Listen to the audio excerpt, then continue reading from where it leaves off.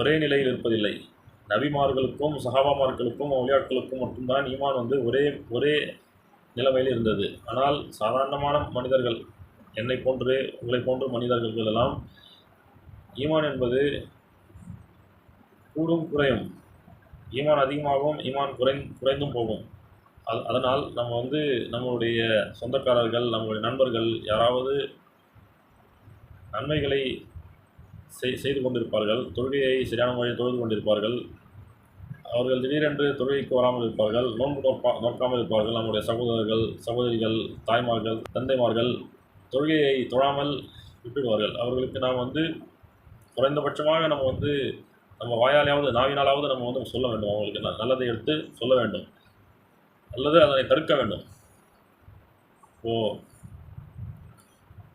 ரோட்டில் போகும்போது ஒரு கல் இருக்குது, வண்டிங்க நிறைய போகுது.